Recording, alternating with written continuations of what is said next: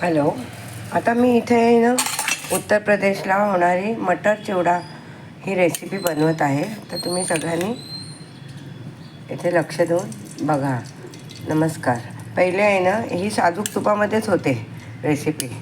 पहिले तूप टाकायचं ह्याच्यात आणि तूप गरम झालं ना चांगलं की मग त्याच्यामध्ये जिरं टाकायचं, थोडीशी दालचिनी, 2 लवंगा. कारण मी हे रेसिपी एक माणसासाठीच करते म्हणून थोडं जिरं, 3-4 काळी मिरी, 2 लवंगा आणि दालचिनीचे तुकडे. हे तूप एकदम चांगलं गरम झालं कडकडीत की मग ते त्याच्यात टाकायचं. तूप गरम झालेलं आहे. आता मी हे जिरं, लवंगा, काळी मिरी आणि दालचिनीचे तुकडे याच्यात टाकत आहे. आणि ते झालं की ह्याच्यात थोडी हिरवी मिरची एक कापून टाकलेली आहे.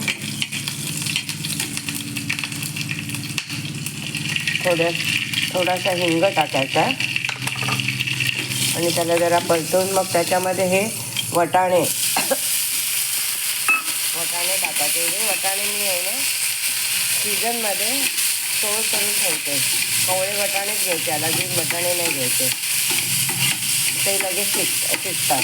म्हणून अर्धा वाटी वटाणे आणि एक मुठीभर म्हणजे 1 वाटी पोहे घेतलेले आहेत आणि थोडंसं मीठ टाकायचं याच्यात वटाण्यासाठी. आणि नंतर परत थोडं पोह्यासाठी पण टाकायचं.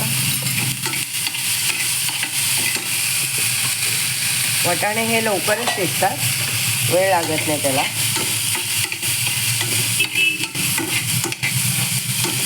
कारण कवळे वटाणे आहेत, एकदम फ्रीजरमध्ये ठेवले होते मी. वर्षाचे स्टोरेज करून ठेवते हे वटाणे.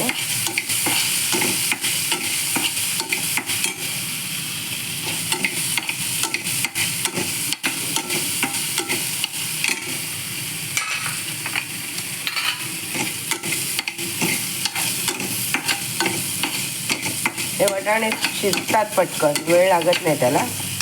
आता त्याच्यामध्ये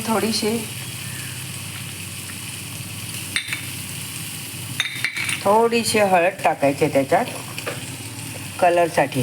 जास्त नाही टाकायची, एक चिटकीभर.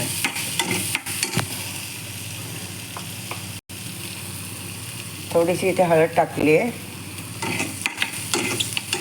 थोडंसं तूप पण लागेल याला, तूप पण घालायचं थोडं.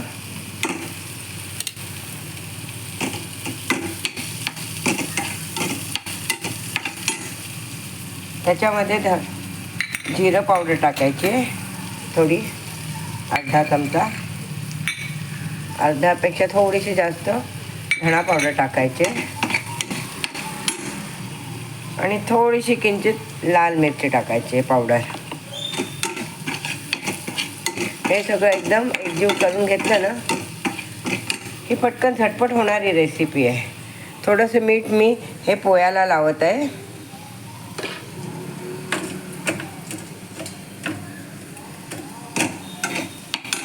आणि हे पोहे ह्याच्यात ॲड करायचे.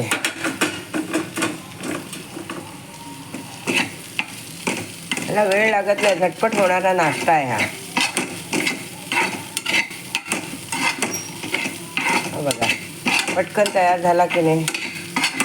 आणि 2 मिनटं ह्याला झाकण ठेवायचं आणि वरून थोडीशी कोथिंबीर टाकायची की हा झटपट होणारा मटर चिवडा रेसिपी होतो. तुम्ही मुलांना पण पटकन डब्यात देऊ शकता, स्वतःही खाऊ शकता. कोण पाहुणे आले तर पटकन ही रेसिपी करू शकता. बाय.